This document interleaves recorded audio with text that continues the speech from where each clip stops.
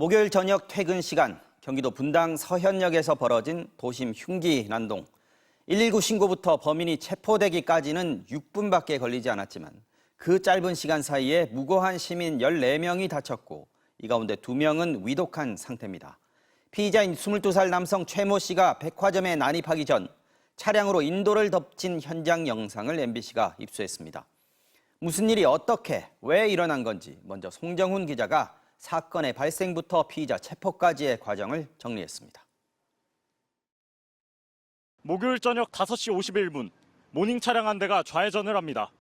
횡단보도를 건너던 사람들이 놀란 것도 잠시, 인도로 난입한 승용차는 오히려 속도를 높여 앞서가던 사람들을 잇따라 들이받습니다.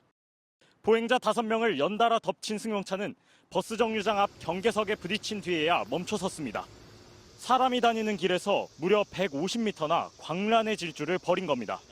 승용차에서 내린 22살 최모 씨는 미리 준비한 흉기 2개를 손에 든 채로 차도와 이어진 백화점 2층으로 들어갔습니다. 차가 사고로 인도로 덮쳤다. 이렇게 신고하는데 그 3번 게이트 여성분들이 막 쓸어 나오더라고요. 칼로 사람 찌르고 다닙니다 하니까 그 순간에 저놈이구나 해서. 백화점 2층에서 2명, 그리고 에스컬레이터를 타고 내려와 1층에서 또 7명.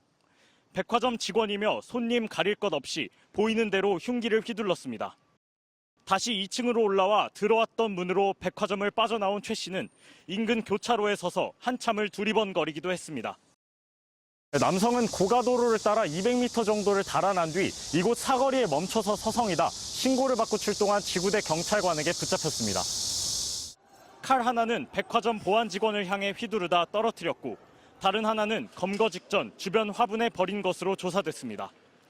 119 신고부터 붙잡히기까지 걸린 시간은 6분. 최 씨가 백화점에 머문 건 고작 3분 남짓이었습니다.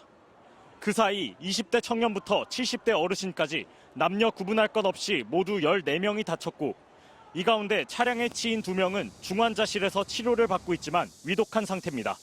MBC 뉴스 송정훈입니다. 이번 잼버리 대회의 문제는 이미 예견된 사태였다는 지적이 잇따르고 있습니다. 정부는 그동안 각종 우려와 지적에 대해서 문제가 없다는 입장이었지만 정작 현실은 완전히 달랐는데요.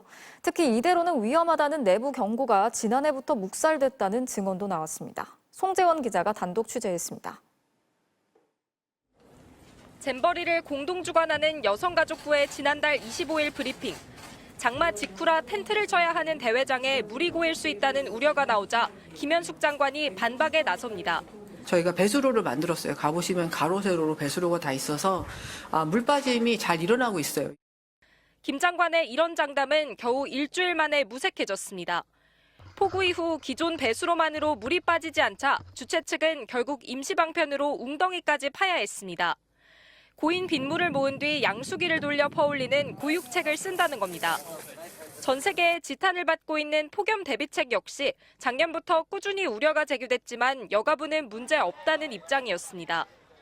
영내 근은시설 조성을 완료하였고 체온을 낮출 수 있도록 57개의 안개 분사시설을 설치하였습니다.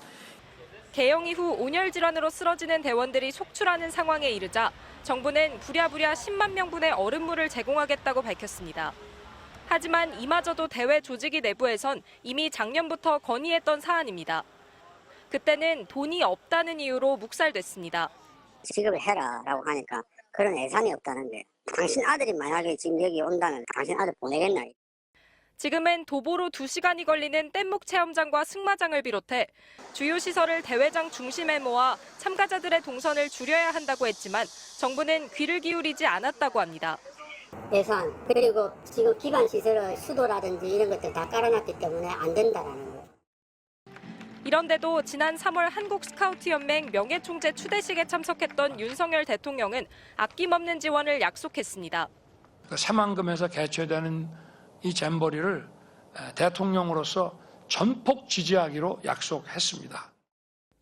말과 행동이 철저히 달랐던 안일한 대회 운영 탓에 국격을 높일 기회였던 행사가 나라 망신의 빌미로 전락했습니다.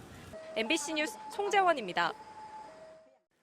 대전에서 20대 남성이 고등학교에 침입해 수업을 마치고 나오는 40대 교사를 흉기로 공격했습니다.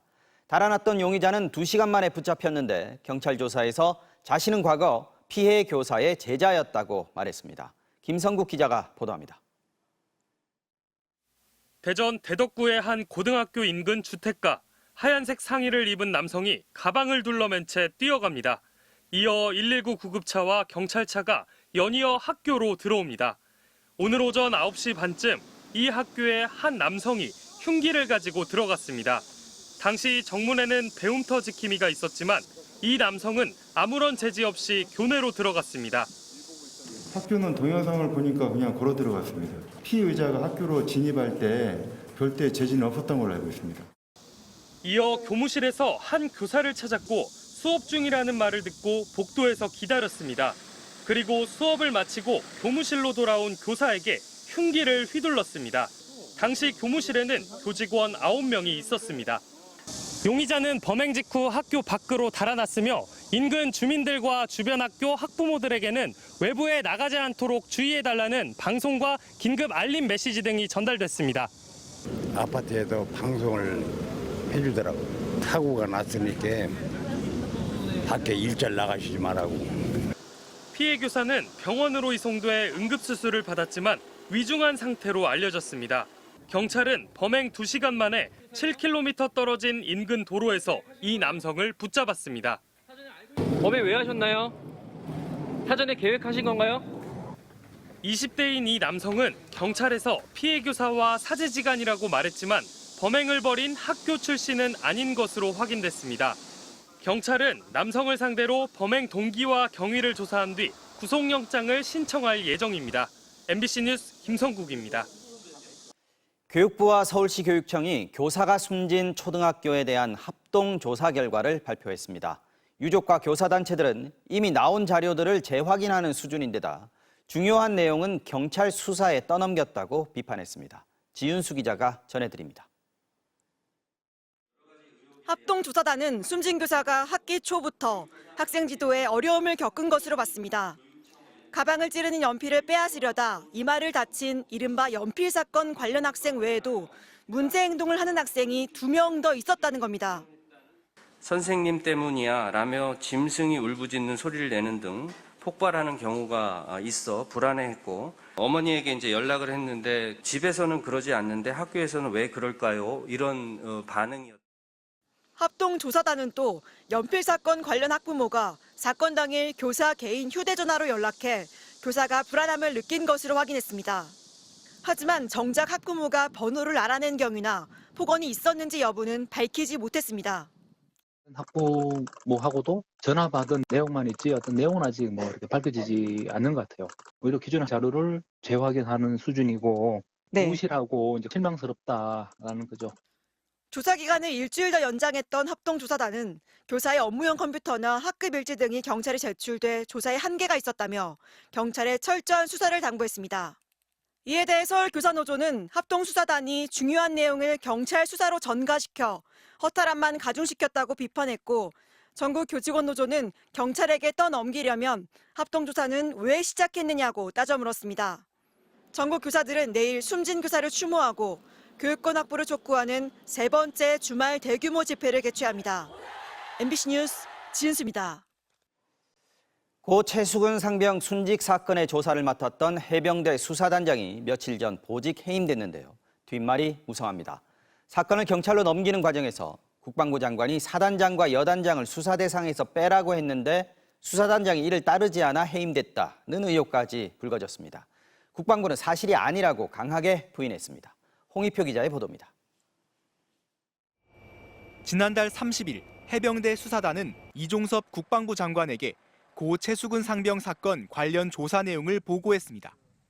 해병대 1사단장과 지휘관들의 책임 소재 등 자세한 혐의 내용을 보고했는데 다음 날 이 장관은 민간 경찰로 사건을 넘기는 것을 보류하라고 지시했습니다.